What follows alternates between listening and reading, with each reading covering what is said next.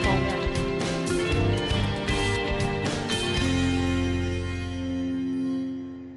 बिस्मिल्लाहिर्रहमानिर्रहीम, अस्सलाम वालेकुम नाज़रीन। प्रोग्राम सिटी 10 में खुश आमदीद। मैं हूँ आपकी मेज़बान अना यूसुफ। उम्मीद आप सब लोग ठीक ठाक होंगे। जुमे का मुबारक दिन है, आप सब लोगों को जुमा मुबारक। अपनी दुआओं में ख़ास तौर पे जी हम सबको याद रखिएगा, मुल्क की सलामती के लिए खुसूसी तौर पर दुआ का एहतमाम कीजिएगा, क्योंकि हमारा मुल्क है, हम ही ने इसका ख्याल रखना है, हम ही ने इसके लिए तमाम अच्छी चीज़ें जो हैं वो हमने सोचनी भी है, करनी भी हैं। मैं अपनी वार्डरोब के बारे में थोड़ा सा आपको बताती चली जी। मेहराम ब्रांड है जिसकी मैंने एक वार्डरोब पहनी है। आप इनके फ्लैगशिप स्टोर को भी विजिट कर सकते हैं। फोर्ट्रेस स्क्वायर मॉल में इनका फ्लैगशिप स्टोर है, जहां पर आपको 50% ऑफ भी मिलेगा। यहाँ पे एक वाइड रेंज मौजूद है, लेडीज़, जेंट्स और बच्चों की वैरायटी की। आप जा सकते हैं, फिलहाल सेल है जिससे आप फ़ायदा उठा सकते हैं। ऑनलाइन भी आप अगर शॉपिंग करना चाहें तो ऑनलाइन भी आप शॉपिंग कर सकते हैं और सेल से भरपूर फ़ायदा उठा सकते हैं। आगे बढ़ेंगे। 2 दिन के लिए मैं तो आउट ऑफ सिटी थी, लेकिन जैसे ही यहाँ पर किसी से बात हो रही थी लाहौर में, तो पता चल रहा था, हर दूसरा बंदा कह रहा था कि जी लाइट नहीं है। नेशनल ग्रिड में खराबी ऐसी हुई कि फीडर ट्रिप कर गए और 250 के करीब फीडर ट्रिप होने से आप यकीन माने कि आधे से ज़्यादा शहर, बल्कि ऑलमोस्ट शहर जो था वो अंधेरों में डूब गया था। अब जिसकी तहकीकात की जा रही हैं, वजह क्या बनी, हम आगे चल के आपको बताएंगे कि असल में वजह क्या बनी, तहकीकात कहाँ तक पहुंची हैं और जो हर दूसरा बंदा परेशान रहा कि बिजली गायब रही और घंटों गायब रही। एक तरफ आप देखें भारी भरकम बिल हैं, एक तरफ आप देखें कि मौसम में तब्दीली के बावजूद भी 2-2 घंटे, 1-1 घंटा लोड शेडिंग चल रही है और उसके बाद इस तरह की खराबियों का भी खमियाजा हमें भुगतना पड़ रहा है। आगे चल के हम प्रोग्राम में ज़रूर इस पर डिटेल में बात करेंगे। अभी पहला सेगमेंट है एक दिन एक नेकी।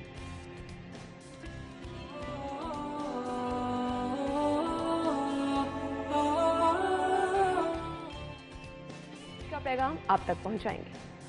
बिस्मिल्लाहिर्रहमानिर्रहीम। रसूलुल्लाह सल्लल्लाहु अलैहि वसल्लम ने सदका इसको बयान किया। आपने फरमाया कि हर जोड़ पर सदका है।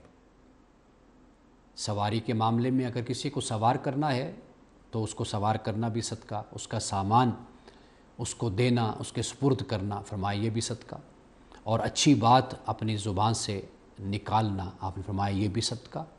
नमाज के लिए जाना यानी सफ़र करना, चल कर जाना या सवारी पर जाना, फरमाया ये भी सदका है।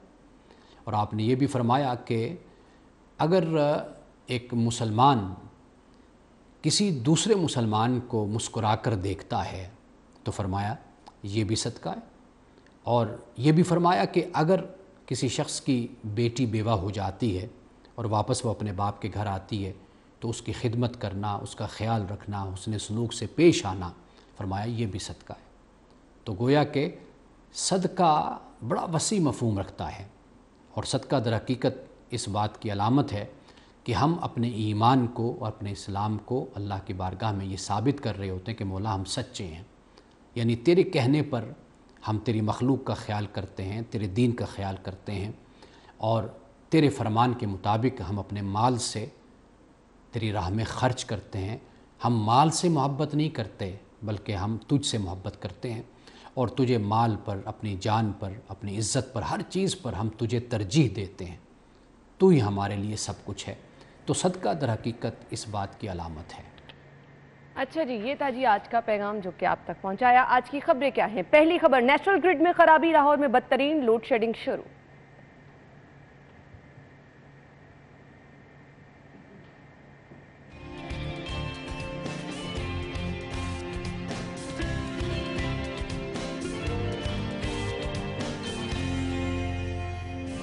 सस्ते आटे की सप्लाई बंद, तंदूर मालिकान का रोटी नान का नर्ख मानने से इनकार। उस्मान बुज़ार के प्रिंसिपल सेक्रेटरी को क्लीन चिट मिल गई, एंटी करप्शन में इंक्वायरी बंद। और गैस की बंदिश का तोड़ अब क्या निकाला गया है, वो भी आज के प्रोग्राम में आपसे शेयर करेंगे।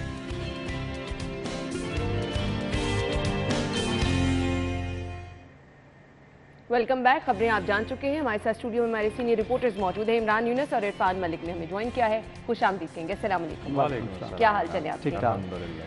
अच्छा जी, शुक्र अल्लाह ताला का अदा करते रहना चाहिए। मैं अक्सर आप लोगों को यही कहती हूँ कि हमेशा शुक्र जो है आपकी नेमतों में इजाफा करता है, लेकिन कुछ चीज़ें ऐसी हैं जिनके साथ कॉम्प्रोमाइज़ करना मुश्किल हो जाता है। यानी अब ऐसा तो नहीं है कि जैसे इमरान भाई ने मुझे शो के स्टार्ट में बताया कि जी 6 बजे से गालिबन 11 बजे तक लाइट गई, अब इस पे बंदा कैसे शुक्र अदा करे।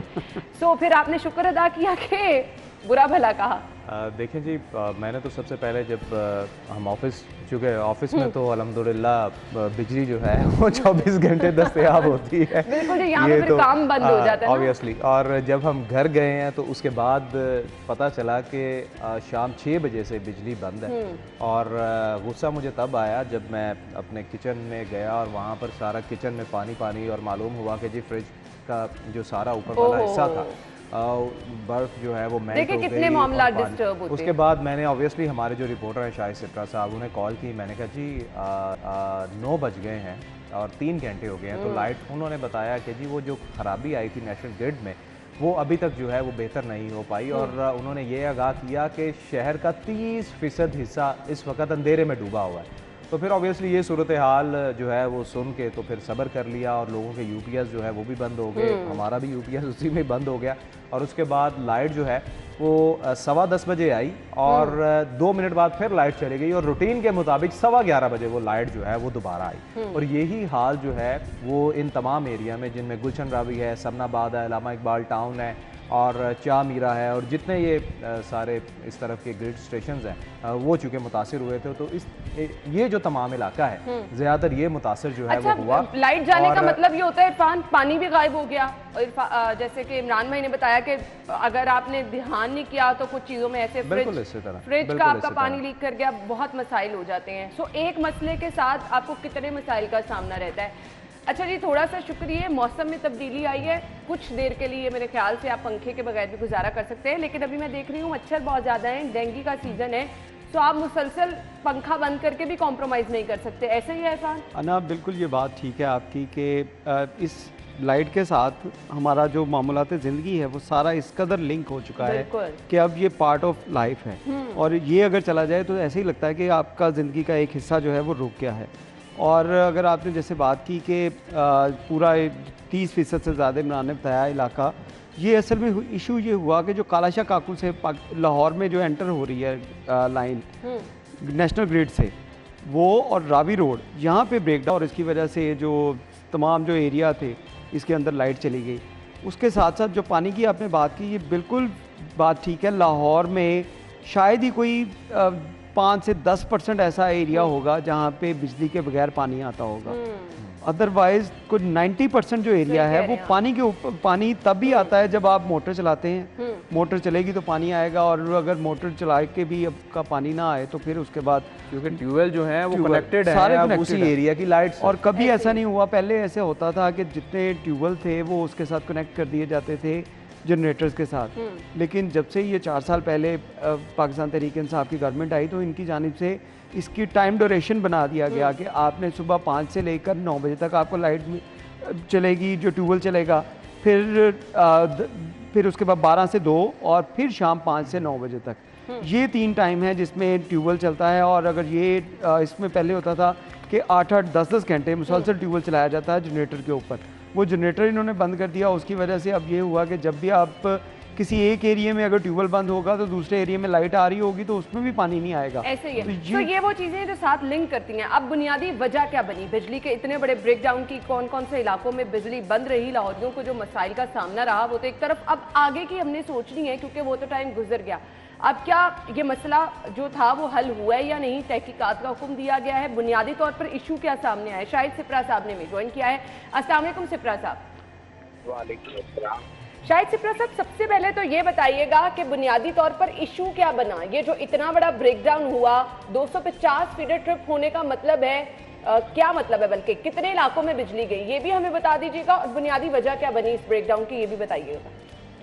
लेकिन बिजली का जो भी ब्रेकडाउन होता है वो तलब और रसद में जब फर्क आता है कि आपकी जो जनरेशन हो रही है और उसके बाद जो सार्फिन की जाने से बिजली का इस्तेमाल किया जा रहा है, अगर इसमें गैप आता है तो उसकी बुनियाद पर ये ब्रेकडाउन होते हैं और कई इलाके जो है वो बिजली से महरूम हो जाते हैं। तो उसका तरीकाकार यही होता है कि जो फ्रीक्वेंसी अपने सिस्टम की सेट की होती है 50 हर्ट्ज पे, क्योंकि वो चल रहा होता है, वो जब 48 से डाउन होती है तो उसके बाद उसके मामला या आप ग्रिड स्टेशन को बंद करते हैं, या 220 सर्किट या 500 जो हमारे पास सर्किट मौजूद है, इसको नेशनल पावर कंट्रोल सेंटर बंद करता है। ये स्मोक और धुंध में तो चले ठीक है, ब्रेकडाउन की वजूहत सामने आ सकती थी कि स्मोक की वजह से हो गया या फोक जो है वो उसकी वजह बन गई, लेकिन इस मौसम में जो सूरत हाल है उसमें तो गफलत और नहली कहीं नजर आ रही है कि अगर जनरेशन कम हो रही थी और सार्फिन जो है वो बिजली का इस्तेमाल ज्यादा कर रहे थे और उसमें गैप आ रहा था, तो ये नेशनल पावर कंट्रोल सेंटर और एनटीडीसी की बुनियादी जिम्मेदारी थी कि वो फ्रीक्वेंसी सिस्टम की वो मेंटेन कर सकते।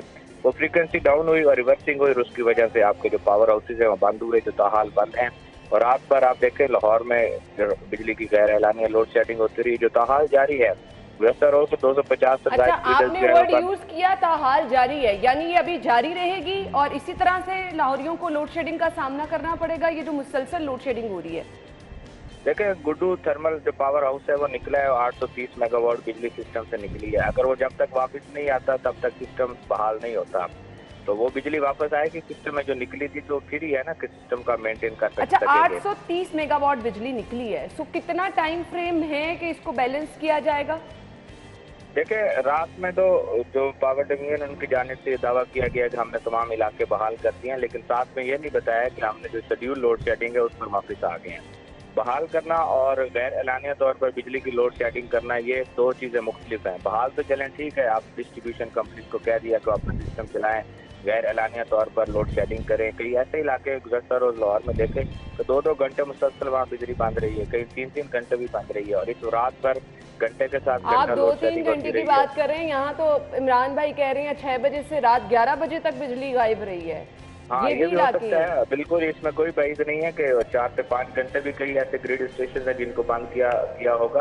बेसिकली जो मेंटेन करना होता है सिस्टम को, ये होता है कि जिन ग्रिड स्टेशन पर लोड ज्यादा आ रहा होता है उनको कम चलाया जाता है ताकि सिस्टम से जो बिजली है वो कम इस्तेमाल हो और सिस्टम को बहाली की तरफ लेकर जाया जाए। आज देखें, कल 270 फीडर स्ट्रिप हो रहे थे, बंद हो रहे थे, आज 170 से ज्यादा अभी तक उन पर लोड शेडिंग की जा रही है। इसका क्या मतलब है कि अभी प्रॉपर तरीके से वो जनरेशन और जो आपके बिजली की तलब है उसमें जो फर्क आ रहा था, यानी स्टिल गैप है। तो शायद सिप्रा साहब मुझे बताइएगा मजीद कितना वक्त दरकार है इसको फिल करने में और लाहौरियों को, ताकि हम लोग भी अपने घरों में जाके यूपीएस का इस्तेमाल जरा ध्यान से करें। तो कभी भी लाइट चलेगी तो मसला हो सकता है, तो हम अपने शो के थ्रू लाहौरियों को ये बता दें कि अभी ये मसला जो है वो चल रहा है। तो आपने अगर लाइट आ रही है, सॉरी लाइट गई है, तो आपने थोड़ा सा ध्यान रखना है, यूपीएस का इस्तेमाल आपने ध्यान से करना है। देखिए, हालात तो ये होने चाहिए थे कि अभी तक जो पावर हाउसेज निकले हैं उनको वापस आ जाना चाहिए था। अब 24 घंटे गुजरने के बावजूद पावर हाउसेज वापस नहीं है, इसका क्या मतलब है कि अभी मजीद ये लोड शेडिंग का सिलसिला जारी रखे हो सकता है आज सारा दिन इसी तरह लोड शेडिंग होती रहे और शेड्यूल बना दें। हो सकता है 1 घंटे के साथ 1 घंटा लोड शेडिंग का शेड्यूल बन जाए, लेकिन ये कहें कि जो इससे पहले 2 घंटे की सिर्फ 24 घंटे में से लोड शेडिंग हो रही थी उस पर हम लोग आ जाएंगे, ये अभी कबल अज वक्त होगा ये कहना। अभी बहुत सारा काम जो है वो करना बाकी है, क्योंकि जब ब्रेक डाउन होता है तो उसके बाद जो सिस्टम से जनरेशन हो रही होती है, जो बिजली बन रही होती है, उसके मुताबिक आप आगे लोड मैनेजमेंट करते हैं, उसी के मुताबिक लोड आहिस्ता आहिस्ता डालते हैं। ये एक कंपनी तो है नहीं, इसके बाद मैक्को है जो इफेक्ट हुई, सक्कर हुई, हैदराबाद हुई, के इलेक्ट्रिक तक, ये सारा पाकिस्तान की जितनी डिस्ट्रीब्यूशन कंपनीज है वो इफेक्ट हुई हैं। तो जो लोड है वो काफी असल मसला भी ये होता है कि जब लोड शेडिंग गैर एलानी हो रही होती है, जिस तरह आप खुद जिक्र कर रही है कि कहीं पानी की कमी होगी, कहीं कुछ हो गया, फिर लोग जब बिजली आती है तो हर चीज इस्तेमाल करते हैं, कपड़े भी इस्त्री कर लें, मोटर भी चला लें, पानी भी भर लें। अब ये बुनियादी जरूरतें हैं ना सिप्रा साहब, इसके बगैर तो गुजारा नहीं है, फिर क्या करें लोग? फिर देखें फिर इसके बाद क्या हाल है कि आपको मैं क्या कहूँ कि पावर डिवीजन जो है इस पर काम तो कर रही है, दावे भी कर रही है, लेकिन बेसिकली मुझे वाइंड अप करना है। मुझे बता दें गफलत किसकी है? यहाँ खबर में लिखा है जी तहकीकात का हुक्म दे दिया गया है। इतना बड़ा ब्रेकडाउन है, कौन जवाब दे इसके लिए? इतने सारे लोग सफर कर रहे हैं, आखिर मसला किसकी वजह से हुआ? देखें, ये बड़े सिंपल सी बात है, अगर मैं आपको बता रहा हूँ तो ये इन लोगों को नहीं पता, ये national transmission and dispatch company और नेशनल पावर कंट्रोल सेंटर को नहीं मालूम कि फ्रीक्वेंसी को मेंटेन करना किसकी जिम्मेदारी है। बेसिकली ये नेशनल पावर कंट्रोल सेंटर की जिम्मेदारी है जो पाकिस्तान पूरे को मॉनिटर कर रहे होते हैं, और जो फ्रीक्वेंसी उन्होंने मेंटेन करनी होती है कि 48 हर्ट्ज से अगर डाउन होती है तो आप गैर एलानिया तौर पर बिजली बंद करें, पूरी कंपनी को खींच दें, पूरे जिले को खींच दें, बिजली बंद कर दें। इन पे कोई ये नहीं होता कि आप क्यों बंद कर रहे हैं, बेसिकली सिस्टम को बचाना होता है। मैं खुद जिस तरह बता रहा हूँ कि धुंध में तो हो सकता है, स्मोक में कहीं ना कहीं फॉल्ट हो सकता है कि उसकी वजह से आपके पावर हाउसेज बंद हुई या ट्रिपिंग हुई, उसकी वजह से ब्रेक डाउन हुआ, लेकिन जो ये ब्रेक डाउन हुआ है ये टोटली गफलत नजर आ रही है। ना एनपीसीसी ने इसको देखा, ना एनटीडीसी ने देखा। आपकी फ्रीक्वेंसी डाउन हुई और वो ब्रेक डाउन का सबब बन गई, और देखा 24 घंटे तक अभी तक यही हालात है। जहर लाने लोड शेडिंग हो रही है और सार्फिन को बिजली नहीं मिल रही। ठीक है जी शाहिद सिप्रा साहब, बहुत शुक्रिया। जिम्मेदार कौन है जी? किसी ने देखा नहीं, फ्रीक्वेंसी डाउन हुई है और जी इस तरह इतना बड़ा ब्रेक डाउन हो गया। असल में फिलहाल अभी तक ये मसला हल नहीं हुआ। सो आप लोगों ने थोड़ा सा केयरफुल रहना है। लाइट जाने की सूरत में थोड़ा सा आप ये कर लें, ध्यान से यूपीएस का इस्तेमाल करें, क्योंकि अभी तक ये मसला जूं का तूं है। तो आपको नहीं पता, यू नेवर नो कितने लंबे अरसे तक लाइट जा रही है। 2-2, 3-3 घंटे आपको लोड शेडिंग का सामना करना पड़ सकता है। लेकिन आगे जाके आप 42 देखते रहिएगा। शाहिद सिप्रा साहब जैसे ही जो अपडेट्स आएंगी ज़रूर आपके साथ हमारे न्यूज़ बुलेटिन में भी हम शेयर करते रहेंगे। और बुनियादी मकसद यही है कि आपको बताते रहें अपडेट्स क्या चल रही हैं, ताकि आपकी परेशानी कुछ कम हो सके। फिलहाल ब्रेक के बाद वापस आएंगे, हमारे साथ ही रहिएगा।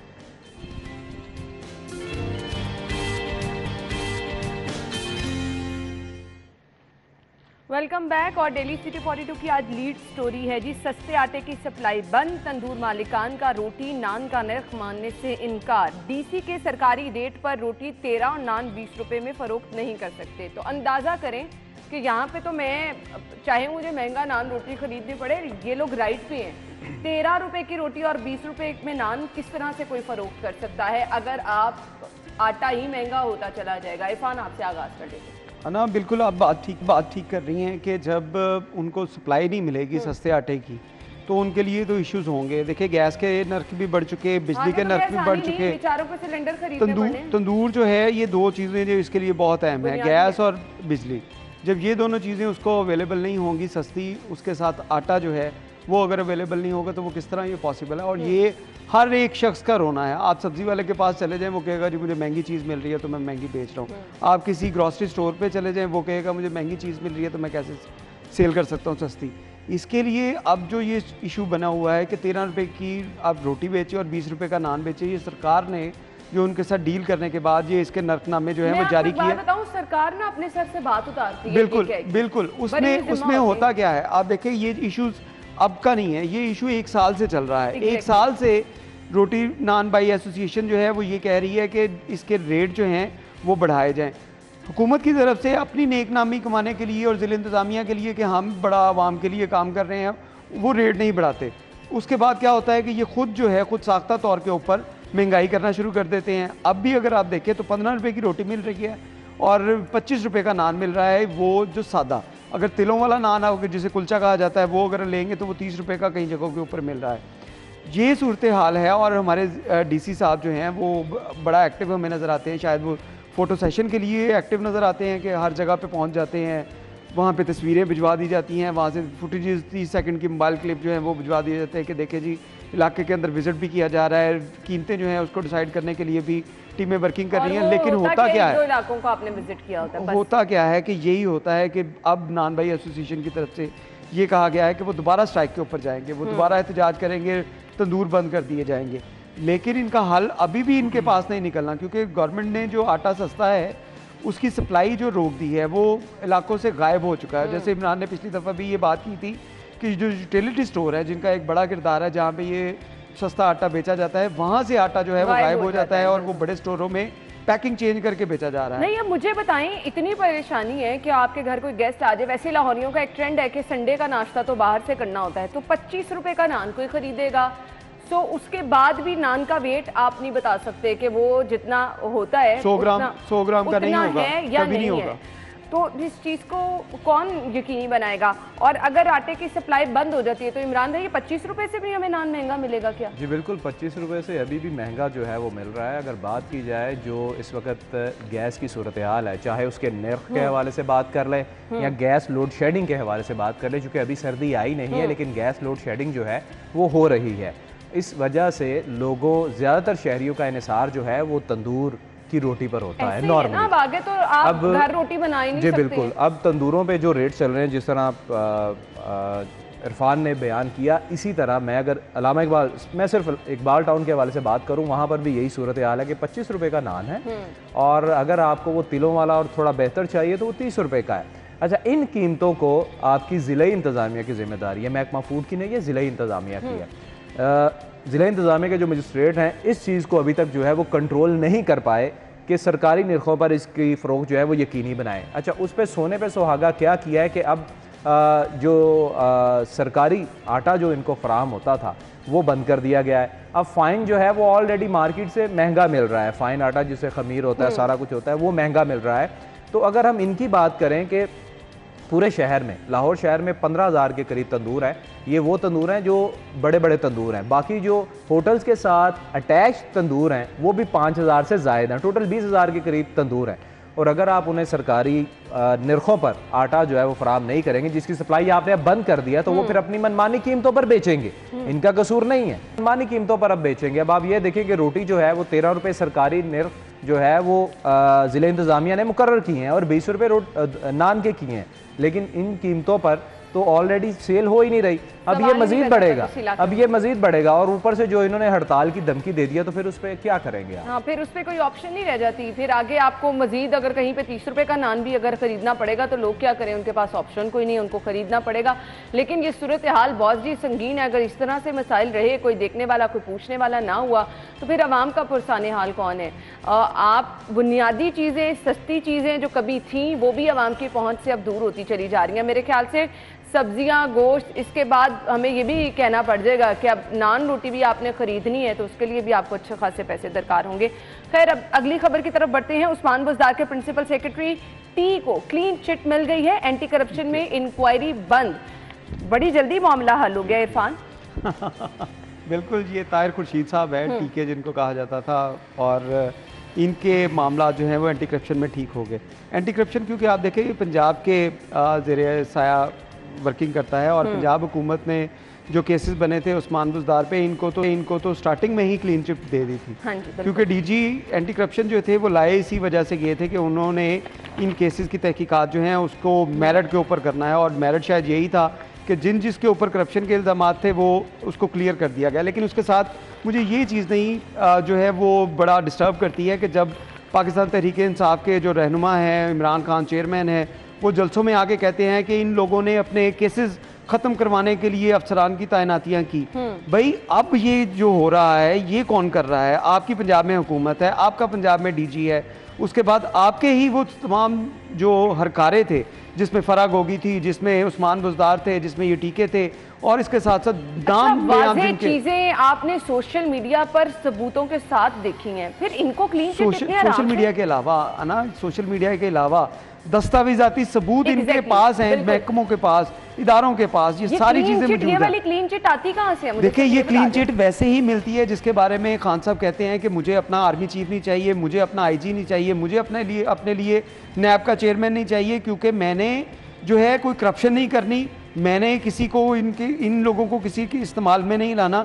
ये परसों उन्होंने शरकपुर के जलसे में कहा ये सारी चीजें। और मुनीस खान साहब की बात कर रहे हैं ना, जिन्होंने परसों ये भी कहा था कि जब हमारी हुकूमत थी तो वो बेसिकली हम हुकूमत नहीं कर रहे थे, वो कोई और हुकूमत कर रहा था। देखें, इस तरह के सिलेक्टेड लोग जो हैं, जिनके बारे में सिलेक्टेड कहा जाता था, अब ये खुद मानना भी शुरू हो गए। इन लोगों को ये ख्याल करना चाहिए। देखिए, एक तरफ अवेला किया जा रहा है कि वज़ीर आज़म पाकिस्तान शहबाज शरीफ और उनके साहबजादे हमजा शहबाज को FIA से जो है वो बरी कर दिया गया उस केस में अदालत ने। दूसरी जानिब इसी हुकूमत के जो साहबजादे हैं, जो वज़ीर आला पंजाब के साहबजादे हैं, मोनस लाई, उन पर 25 अरब रुपये की करप्शन का मुकदमा FIA ने ही दर्ज किया था, और FIA ने ही वो मुकदमा जो खारिज कर दिया। जब ये चीज़ें होंगी तो आप ये नहीं कह सकते कि वो उन्होंने ऐसे किया, हमने नहीं ऐसा किया। ये सारी झूठ है, ये सारा फ्रॉड है। ये डिपार्टमेंट जो है ये आम आदमी, गरीब आदमी, जिसके लिए खान साहब कहते थे ना कि जी गरीब आदमी जो है उसको सज़ा मिलती है, अमीर आदमी बच निकलता है, ये वो चीज़ें हैं। और वाकई खान साहब भी जब पावर में आए उन्होंने यही किया। जब अब वो पावर में नहीं है, या अगर मुख्तलिफ सूबों के अंदर वो पावर में है, तो उन सूबों के जो ज़ेरे तसल्लुत जो इदारे हैं, जो महकमे हैं, वो यही काम, उनके जो कार खास हैं, उनके जो लोग खास थे जिन्होंने करप्शन की, जिन्होंने लोगों का पैसा लूटा मुबैना तौर पे, उनको आपने क्लीन चिट दी। अब देखे ना कि ताहिर खुर्शीद जिनके बारे में कौन नहीं जानता था, फरागोगी के बारे में कौन नहीं जानता था, उस्मान बुज़दार की कहानियां जो है वो वज़ीर आला हाउस की दीवारों के ऊपर लिखी हुई हैं। बस फिर ये है कि आप पे मेहरबानियां होनी चाहिए, आपके सर पर हाथ होना चाहिए, तो क्लीन चिट मिलना तो जी मुश्किल नहीं है, कम से कम हमारे मुल्क में पावर में आए आप तो क्लीन चिट आपको मिलेगी। इरफान, मुझे ब्रेक का कहा जा रहा है, नाज़रीन ब्रेक लेंगे, फिर अगली खबर की तरफ आते हैं, हमारे साथ रहिएगा।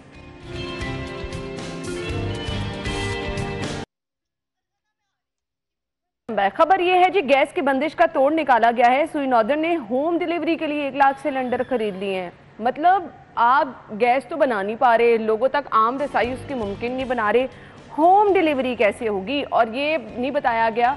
आगे खबर की डिटेल हम जरूर पूछेंगे। होम डिलीवरी के लिए आपको कितने पैसे लगाने पड़ेंगे? जी इमरान भाई, देखिए आप जी, होम डिलीवरी कराने के लिए तैयार हैं? नहीं, देखे ना, मैं होम डिलीवरी क्यों करवाऊं कि जब मुझे उस सिलेंडर के पैसे जो है वो पे करना पड़ेंगे। वो सिलेंडर मैं बाजार से भी खरीद सकता हूँ, बच सकते हैं, बचा लें खुद जाके लिए। वो पैसे जो है वो मैं ये सस्ती शोहरत जो है ये हासिल करने जा रहे हैं दोबारा। बात इस तरह है कि पहले तो मैं एक छोटी सी यहाँ पर बात ज़रूर डिस्कस करना चाहूँगा, और मैं सोच रहा था कि आज मैं अपना फेसबुक पे वो पोस्ट भी लगाऊं कि इन्होंने किया क्या है कि पूरे लाहौर में ना नई गैस की लाइनें जो है ना वो डाली गई हैं, जो कि पहले अगर वो छोटे पाइप थे तो अब बड़े पाइप करके ना वो लगाए गए हैं। अब इन्होंने क्या किया है कि जब कनेक्शन कर दिए हैं ना तो अब गैस की लोड शेडिंग जो है वो शुरू हो गई है कि इकबाल टाउन के एरिया में रात 10 बजे गैस 9:30 बजे गैस जो है वो बंद हो जाती है, फिर वो आपको सुबह आएगी। सुबह गैस 6 या 7 बजे आपको मिलेगी। और ये नई लाइनें जो उन्होंने कनेक्ट की हैं उसके तहत ये इन्होंने पॉलिसी जो है वो अपनाई है। अब बात यह है कि जो ये नई चीज़ करने जा रहे हैं कि जिन एरियाज़ में गैस कम आएगी या लोगों को नहीं मिलेगी वहाँ पर ये गैस सिलेंडर जो है वो देंगे, और गैस सिलेंडर के पैसे लेकिन ये पैसों में बगैर नहीं मिलेंगे। इमरान भाई, मेरे पास 10 सेकंड रह गए हैं, इंशाल्लाह हम आने वाले प्रोग्राम में इस पर ज़रूर बात करेंगे। आपके लिए होम डिलीवरी भी अच्छे खासे पैसों से होगी, ये मत सोचिए कि कुछ अच्छा हो जाएगा। थैंक यू सो मच, बहुत बहुत शुक्रिया। नाज़रीन, ब्रेक होगी, हेडलाइंस, फिर आते हैं शो में।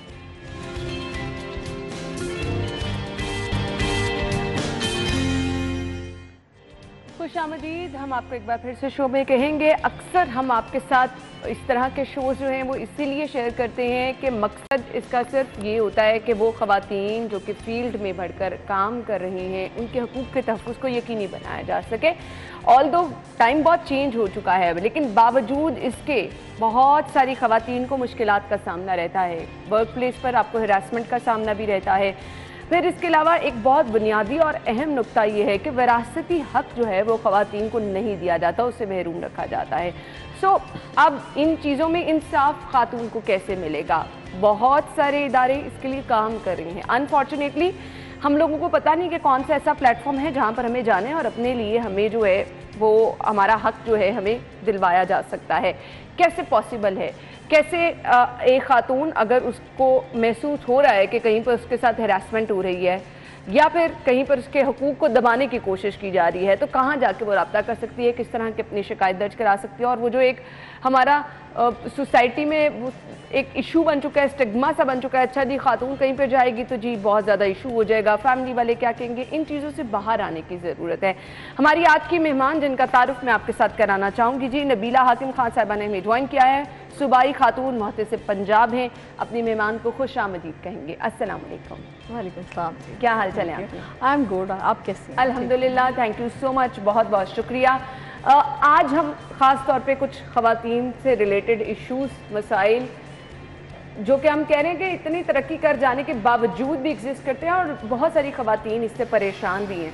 सबसे पहले तो मैं आपसे ये जानना चाहूँगी, आपके दायरा कब इसका क़याम अमल में लाया गया, बुनियादी मकसद इसका क्या था? बहुत शुक्रिया। और मैं ख़ास तौर पे ये चाहती हूँ कि जिस तरह से आपने आज हमें यहाँ पर अपने स्टूडियो में बुलाया, और ये जो बहुत ही एक मैं समझती हूँ एक ऐसा इशू है जिसको आप हाईलाइट कर रहे हैं कि हैरेसमेंट एट वर्क प्लेस, उसके साथ साथ enforcement of women's property right act के ऊपर किस तरह से ये इदारा काम कर रहा है। तो मैं ये बताना चाहती हूँ कि इस इदारे का क्याम तो 2013 में हो चुका था, और उस वक्त सिर्फ sexual harassment at work place जो ख़वातीन को या पर्सन किसी को भी फेस करनी पड़ी है, उस हवाले से कंप्लेंट्स इस इदारे में आती थी और उनको एड्रेस किया जाता था। लेकिन अब उसके साथ साथ एक नया कानून जिसको enforcement women's property right act कहते हैं, और ये पंजाब से ये लॉ जो है वो एक्ट बना, पास हुआ पंजाब असम्बली से। और मैं ये बात ज़रूर कहना चाहती हूँ, हुकूमत कोई भी हो जो भी अच्छा कदम उठाए उसको हमें अप्रिशिएट करना चाहिए। Exactly. और ये एक ऐसा हमारा एक इशू या ये भी एक स्टिग्मा जो हमारे ऊपर लग चुका था कि ख़वातीन को हम उसके विरासत का हक नहीं देना चाहते, और ये एक माइंड सेट है, और ये एक चेन की सूरत में जो है वो इस तरह से फैल गया हुआ था कि जहाँ पर बहुत लोअर क्लास से लेके अपर क्लास तक जितनी भी फैमिलीज़ हैं, ये सब में रवाज जो है वो फैला हुआ है। और हमें उसको किस तरह से एड्रेस करना है, उसको महसूस किया गया और ये कानून जो है इसको पास किया गया और इसके ऊपर अब अमल दरामद जो है थ्रू इस इदारे से करवाया जा रहा है। ये दोनों बहुत अच्छी चीज़ें हैं। अब सवाल ये पैदा होता है कि हमारी ख़वातीन इस तरह की चीज़ों से लाइल्म हैं। बहुत सारे लोग जो हैं उनको पता ही नहीं कि उनके लिए एक अपॉर्चुनिटी है, इस प्लेटफॉर्म पे वो जा सकती हैं, इससे फ़ायदा उठा सकती हैं। सेकंड एक ऑप्शन ये आ जाती है कि ख़वातीन डरती हैं, जी सोसाइटी में उनका नाम ख़राब हो जाएगा, लोग आसपास वाले क्या कहेंगे। सो हमें आम करने की ज़रूरत है ना। किस तरह ख़वातीन को पता चलेगा? कोई ऐसा प्लेटफॉर्म, कोई ऐसी सेमिनार्स जो आप करा रहे हैं और लोगों को बताएं कि भाई आप आ सकते हैं हमारे? देखिए, मैं आपको ये बताना चाहती हूँ कि मुझे ऑलमोस्ट 1.5 ईयर अभी इस इदारे में हुआ है और अभी तक जो मैंने अपनी कोशिशों से मेरे पास बजट की इश्यूज़ अपनी जगह, लेकिन इसके बावजूद मैं सिविल सोसाइटीज़ का भी शुक्रिया बोलना चाहती हूँ आपके इस प्रोग्राम के थ्रू कि उनकी काइंड सपोर्ट के साथ हमने पूरे पंजाब में अपनी कैंपेन पिछले साल से शुरू की, जिसमें डीजी खान, भावलपुर, मुल्तान, पिंडी, रहीम यार खान और बहुत सारे ऐसे एरियाज़ में गए, साहिवाल, फैसलाबाद, जहाँ पर इससे पहले नहीं पहुँच पाया था ये इदारा या इसके लोगों ने वहाँ जाके अभी तक कोई सेमिनार्स नहीं किए थे। हमने डिफरेंट यूनिवर्सिटीज़ के अंदर और वहाँ पर मेडिकल कॉलेजेस के अंदर हमने अपने सेमिनार्स किए और सेमिनार्स में हमने तमाम डिपार्टमेंट से, ताकि जो वर्किंग वुमेन हैं उनको भी उनके राइट्स का पता लगे कि कहीं पे भी उनको अगर हरासगी का सामना है, ख़ास तौर पे आपके ये मीडिया हाउसेस। और जब भी मुझे यहाँ पर जाने का इत्तेफाक होता है, इससे आपके आज 42 के अलावा भी किसी चैनल पर मैं जाके ये बात ज़रूर करती हूँ कि ये हमारी कैंपेन का एक पार्ट है। If I am here, it's a part of our seminar like campaign.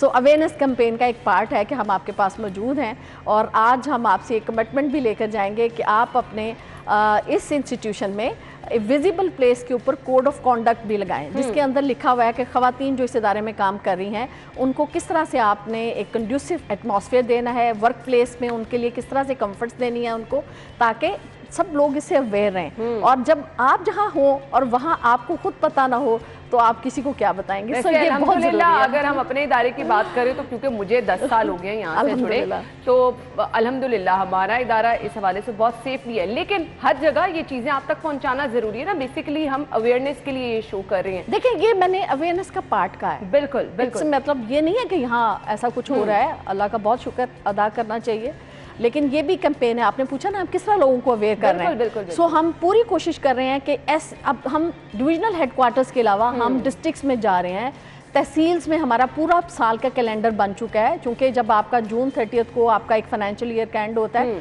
तो नए साल की कैलेंडर बन जाती है। सो बजट इशू होने की वजह से आपको पता है थोड़े से प्रॉब्लम गवर्नमेंट में आने के बाद थोड़ा सा डिले हुआ है, लेकिन हमारा इसी महीने से हम अपने डिविजनल हेडक्वार्टर्स के ऊपर अपने ऑफिस खोल रहे हैं। बिल्कुल जिस तरह बाकी इदारों के डिविजनल हेडक्वार्टर्स के ऊपर ऑफिस हैं। 2013 से इदारा काम कर रहा है, लेकिन इसके ऑफिस डिविजनल हेडक्वार्टर्स के ऊपर नहीं थे। चलिए जी, ये तो बहुत एक बड़ी अचीवमेंट है कि वहाँ के लोगों को डोर स्टेप पे। अच्छा नबीला साहिबा, मैं आपसे पूछना चाहूँगी, बीइंग अ वुमेन मैंने बहुत सारी ख़वातीन को देखा है, अगर कोई ऐसा इशू आगे लेके भी चलती है ना, अगर उठाया जाता है, आपको सोसाइटी की तरफ से तो बुरा भला सुनना पड़ता ही है, इंसाफ मिलना भी बहुत मुश्किल है। सो लेट्स सपोज अगर मुझे कोई आपके पास शिकायत लेकर आनी है, प्रॉपर उसका एक वे क्या है? देखिए, वेरी सिंपल वे। आपको कोई भी हरासगी का अगर कहीं सामना है तो सिंपल कंप्लेंट आप थ्रू डाक भी भेज सकते हैं, थ्रू ईमेल भी भेज सकते हैं, तो आपका इतना मुस्तरद निज़ाम है, वेबसाइट पे भी भेज सकते हैं। बिल्कुल, मेरे पास रोज़ थ्रू डाक आती हैं और जहाँ कहीं डाक में तो सिंपल एक एप्लीकेशन आ जाती है ना, उसमें पूरी इंग्रेडिएंट्स भी उसकी नहीं होती, लेकिन हम उसको भी एंटरटेन करते हैं और अपने अंदर ऑफिस के अंदर हमने एक मैकेनिज्म डेवलप किया हुआ है, रजिस्ट्रार ऑफिस।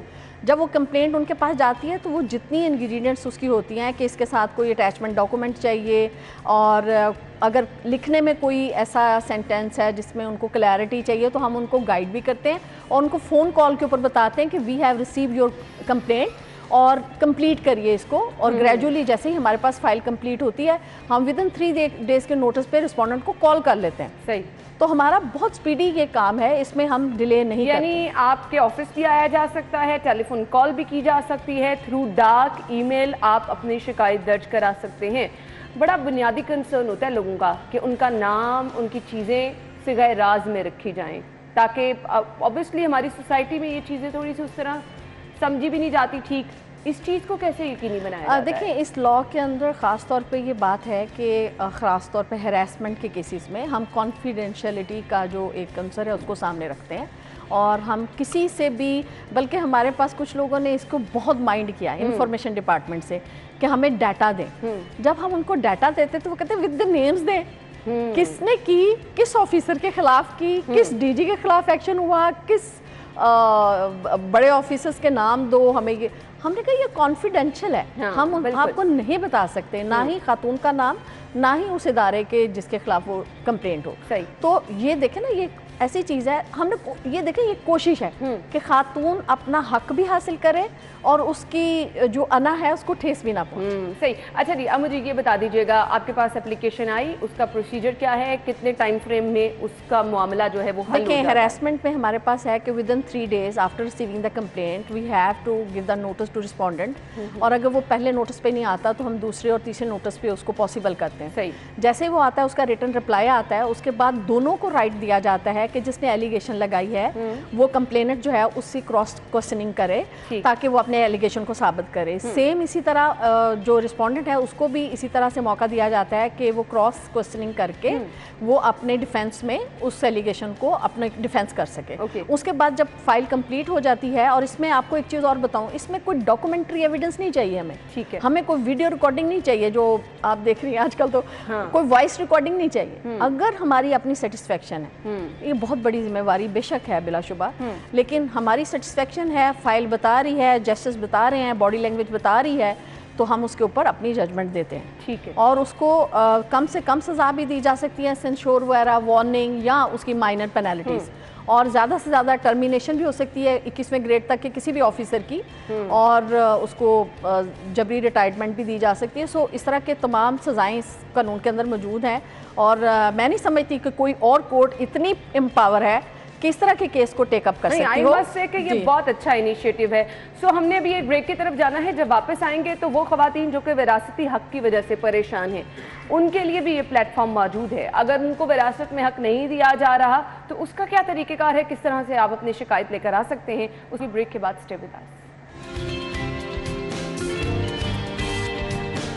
तो हम अपनी गेस्ट की तरफ चलेंगे, गुफ्तगू का सिलसिला आगे बढ़ाएंगे। विरासत में खवातीन को अगर उनका हक नहीं दिया जा रहा तो इसके लिए प्लेटफॉर्म आपके पास मौजूद है, आप राब्ता कर सकते हैं। इसका तरीक़ेकार क्या है ये बता दीजिएगा। अच्छा, सेम प्रोसीजर है जैसे आप हैरेसमेंट की कंप्लेंट फाइल करते हैं, उसी तरह से आप थ्रू डाक, थ्रू ईमेल, वेबसाइट के ऊपर, और आप खुद से कंप्लेंट फाइल कर सकते हैं। 197 अबू बकर ब्लॉक, गार्डन टाउन, लाहौर में एड्रेस है। हम जरूर चला रहे हैं जी। इसका ऑफिस का एड्रेस भी हम आपके साथ शेयर कर रहे हैं, और इसके साथ साथ हेल्पलाइन नंबर भी, जहां पर आप अपनी शिकायत दर्ज करवा सकते हैं। उसके बाद जैसे हमारे पास कंप्लेंट आती है, हम उस पर नोटिस करते हैं रिस्पोंडेंट को, और ज़्यादातर रिस्पोंडेंट्स इसमें कौन होते हैं, या आपके सगे भाई होंगे, या चचा होंगे, या कोई और अजीज़ो कारब। ज़्यादातर इनहेरिटेंस की जो प्रॉपर्टी होती है उसके ऊपर ज़्यादातर आपके अजीज़ो कारब ही काबिज होते हैं, और वो अरसा दराज से उसी तरह से उससे मुफादत उठा रहे होते हैं। और इस लॉ के अंदर जो प्रोविज़न है वो मौजूद है कि जितने साल वो मुस्तफ़ीद हुए और ख़ातून को महरूम रखा, डिप्राइव रखा उसके राइट से, और उसके साथ साथ उसकी रेंट की जो एक औसत थी उसको भी निकाला जाता है, परसेंटेज, और उसके अकॉर्डिंगली उनको उनका शेयर दिलवाना जो है वो खातून मुहतसब के इस इदारे का काम है। और उसमें प्रेफरेबली 60 डेज़ के अंदर हमें खातून को उसकी प्रॉपर्टी का राइट दिलवाना है, प्रोटेक्ट करना है उसके राइट को। ठीक। और उसका मैकेनिज़्म जो है वो ये है कि थ्रू डिप्टी कमिश्नर जब कंप्लेंट आती है तो उसमें इंक्वायरी रिपोर्ट कॉल की जाती है कंसर्न डिप्टी कमिश्नर से। दे आर ड्यूटी बाउंड के वो अम्बड्सपर्सन ऑफिस को वो इंक्वायरी रिपोर्ट भेजें, क्योंकि मामला इस तरह के उलझे हुए होते हैं कि प्रॉपर्टी जॉइंट होती है, मकान है तो जॉइंट है, उसमें 8, 7, 4 शेयर होल्डर्स हैं, हाउ टू डिवाइड, उसकी डिवीजन कैसे होनी है। जब हम डिप्टी कमिश्नर्स को भेजते हैं तो वो सबसे पहले तो चूंकि वो खुद सेंसिटाइज नहीं है तो वो आगे से कहते हैं कि ये तो सिविल कोर्ट का काम है, आप हमें कैसे ऑर्डर कर सकते हैं, इसकी तो डिवीजन अर्बन प्रॉपर्टी है, शहरी है तो सिविल कोर्ट करेगी, अगर रूरल एग्रीकल्चर लैंड है तो रेवेन्यू ऑफिसर्स करेंगे। यानी आगे से आगे जब वो हमें ये इंक्वायरी रिपोर्ट्स भेजते हैं फिर हम उनको कोड करते हैं अपनी सेक्शंस जहाँ पर ये प्रोविजन मौजूद हैं, और वहाँ कहीं नहीं लिखा कि हम शहरी प्रॉपर्टी को टेकअप कर सकते हैं उसकी कंप्लेंट को, या एग्रीकल्चर लैंड को कर सकते हैं। और इसमें जो एक ख़ास इंग्रेडिएंट होती है, चूँकि लॉ की बैकग्राउंड होने के नाते से, कि डिमार्केशन एक बुनियादी असूल है कि उसकी हदबंदी की जाए, जिसका जितना शेयर है उसकी तकसीम कैसे की जाएगी।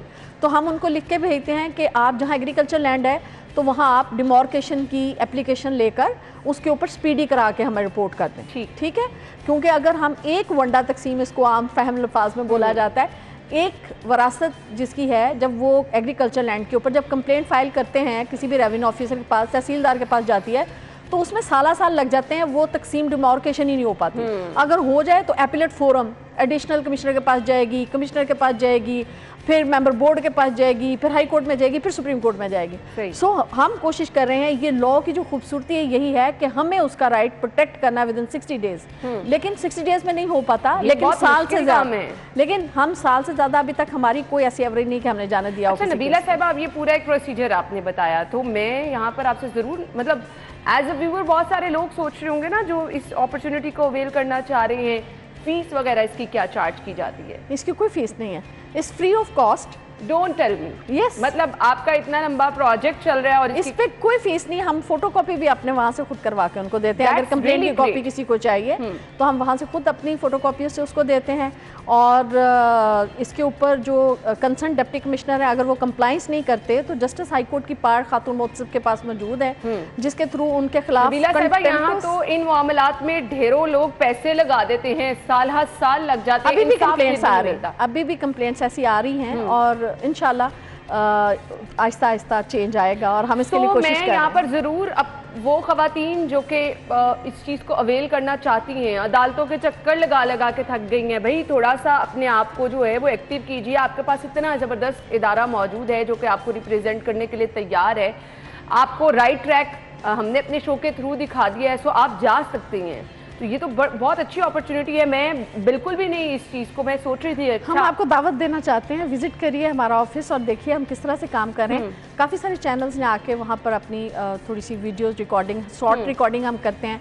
खातून की अगर अर्बन प्रॉपर्टी है तो उसका शेयर लेके देते हैं। फिर जब टोकन मनी होती है उसके चेक की division, deputy attorneys high court के लोगों के केसेस हमारे पास आ रहे हैं, मिनिस्टर फैमिली के केसेस हमारे पास आ रहे हैं। क्योंकि जो कोर्ट, इसकी खूबसूरती है, इसको मैं क्यों रेवोल्यूशनरी लॉ कहती हूँ, इसके अंदर कोई स्टे नहीं हो सकता। अगर प्रोसीडिंग खातून मोहतसब के ऑफिस में आ गई तो इसके ऊपर स्टे प्रोसीडिंग नहीं होगी, कोई कोर्ट स्टे नहीं देगी। स्टे देगी तो इसके ऊपर लाई नहीं करेगा। सही। और दूसरी बात, इसके ऊपर अल्हम्दुलिल्लाह मैं ये कह सकती हूँ कि अभी तक जितनी मेरी जजमेंट्स गई हैं हाई कोर्ट में, चूंकि इसकी अभी एपिलेट अथॉरिटी डिफाइंड नहीं है तो रिट जुरिस्डिक्शन में लोग जाते हैं, लेकिन कोई सस्पेंशन अभी तक नहीं हुई है। अरे दैट्स ग्रेट। और जहाँ तक एक अलमिया मैं आपसे शेयर करना चाहती हूँ कि गिफ्ट प्रॉपर्टी कर दी जाती है। आपने देखा होगा सुप्रीम कोर्ट की बहुत सारी वर्डिक्ट्स इसके ऊपर आई हैं जहां पर डिप्राइवेशन खातून की है और प्रॉपर्टी गिफ्ट कर दी गई बेटों को।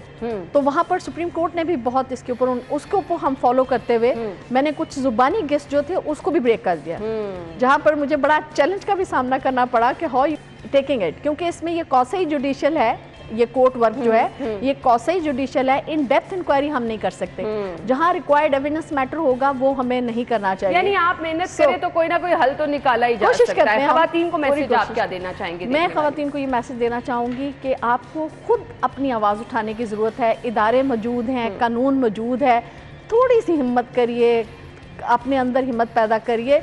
राइट्स हमेशा आपकी आवाज़ उठाने से, आपके कदम बढ़ाने से आपको मिलते हैं। हम सब आपके साथ हैं, रियासत आपके साथ है। ये कानून जो है ये किसी रियासत का, किसी गवर्नमेंट का कानून है, ये अल्लाह का कानून है। कुरान मजीद फुरकान हमीद की आयत सूरह निसा में इसकी वजाहत मौजूद है कि किस तरह से विरासत को तकसीम होना है। तो मैं कहती हूँ जो रियासत का कानून नहीं है, अल्लाह का कानून है, उस पर हम सबको पाबंद हो जाना चाहिए। उस पर तो जी कोई सवाल ही नहीं है, और आपके सामने एक प्लेटफॉर्म मौजूद है, आप जाइए और इससे फ़ायदा ज़रूर उठाएं। थैंक यू सो मच, बहुत बहुत शुक्रिया आपकी कीमती वक्त के लिए। नाज़रीन, ब्रेक होगी, ब्रेक के बाद वापस आएंगे शो में, हमारे साथ ही रहिएगा।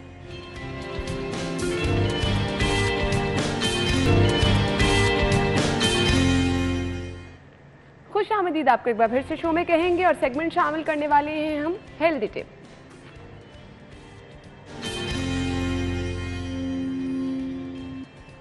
अच्छा जी, यूजुअली हम अपने इस सेगमेंट में आपको बताते हैं वो चीज़ें जो आपके घर में मौजूद होती हैं और उनकी अफादियत क्या होती है, उससे आप फ़ायदा कैसे उठा सकते हैं।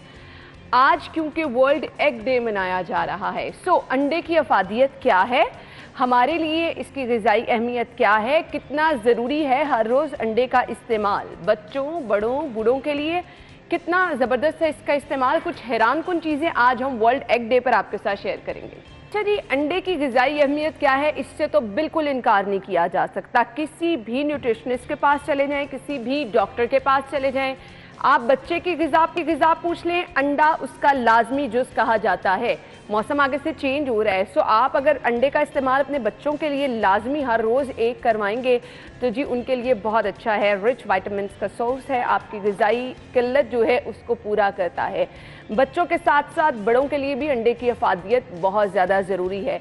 हर रोज़ एक अंडे का इस्तेमाल आपकी सेहत के लिए बहुत ज़्यादा बेहतरीन हो सकता है। मैं बहुत सारे लोगों को देखती हूँ कि अच्छा जी हम फ़लान डाइट चार्ट फॉलो कर रहे हैं, फ़लान डाइट चार्ट को हम देख रहे हैं, उसमें हम क्या करते हैं कि अंडे की जर्दी जो है उसके बगैर हम अंडा सिर्फ खा रहे होते हैं। कहीं पर ऐसा नहीं लिखा, अंडे को आपने पूरा इस्तेमाल करना है, एग योक के साथ इस्तेमाल करना है, इसके बहुत सारे फ़ायदे जो हैं वो आपको पहुंच सकते हैं। सो अंडे का इस्तेमाल, इसकी ग़िज़ाई अहमियत, इससे तो इनकार नहीं है। अब बहुत सारे लोग कहते हैं कि इसका इस्तेमाल किस तरह से ज़्यादा मुफीद है, फ्राई करके करेंगे तो ऐसा ना हो उसकी अफादियत कम हो जाए, बिल्कुल ऐसा नहीं है। लेस ऑयल का इस्तेमाल ज़रूर करें। बॉयल्ड एग आपके लिए बहुत ज़्यादा फ़ायदेमंद है। अगर रूटीन में आप हर रोज़ सुबह बॉयल एग का एक इस्तेमाल करने लग जाएँ तो आपके लिए बहुत ज़्यादा ज़बरदस्त होगा और आपको इससे बहुत ज़्यादा फ़ायदा भी पहुँच सकता है। सो इसके साथ साथ जो हम सस्ता प्रोटीन कहते हैं ना, वो हमारे पास ये चीज़ें अवेलेबल हैं तो हमने इनका इस्तेमाल करना है। ज़रूरी नहीं है कि आप नाश्ते में इसका इस्तेमाल करें, दिन में किसी भी टाइम अंडे का इस्तेमाल आप कर सकते हैं। इक्वली आपको ये फ़ायदा पहुंचाएगा और किसी भी किस्म की ग़िज़ाई किल्लत जो है उसका शिकार आप नहीं होंगे। और बहुत सारे लोग कहते हैं कि जी गर्मियों में अंडे का इस्तेमाल कम करना चाहिए। नहीं जी, आप अंडे का इस्तेमाल हर रोज़ कीजिए। कुछ बुनियादी चीज़ें जो कि आपकी क़ुव्वत मुदाफ़त को बूस्ट करने में अहम किरदार अदा करती हैं, दूध, रोटी कर रहे हैं। ब्रेक के बाद वापस आएंगे शो में, हमारे साथ ही रहिएगा। Welcome back. अब आपको लिए चलेंगे हसनैन की तरफ जो कि हमें आज की रेट लिस्ट सब्जियों के रेट ओपन मार्केट के बताएंगे। Over to you Hasnain. जी, सब्जियों की कीमतों में मामूली उतार चढ़ाव देखने में आया है। कुछ सब्जियां ऐसी हैं जो सरकारी नखनामे से कम दामों पर फ़रोख्त की जा रही हैं, जबकि कुछ सब्जियां ऐसी भी हैं जो सरकारी नखनामे से ज़्यादा कीमत उनकी वसूल की जा रही है। यहाँ पर नज़र डालते हैं सब्जियों की कीमतों पे। सबसे पहले बात करते हैं आलू की। यहाँ पर जो आलू है जी, दर्जा अव्वल की जो कीमत है सरकारी 78 रुपये किलो है, ओपन मार्केट में 70 से 80 रुपये फ़ी किलो में वो फ़रोख्त किए जा रहे हैं। प्याज सरकारी नरखनामे के मुताबिक 120 रुपये फ़ी किलो हैं, ओपन मार्केट में 100 से 130 रुपये फ़ी किलो तक फ़रोख्त किए जा रहे हैं। टमाटर दर्जा अव्वल जो कीमत है 210 रुपये है, ओपन मार्केट में 240-250 रुपये फ़ी किलो में फ़रोख्त किए जा रहे हैं। लहसुन चाइना जो है सरकारी कीमत जो है जी वो 220 रुपये है, ओपन मार्केट में 280 रुपये फ़ी किलो में फ़रोख्त किए जा रहे हैं।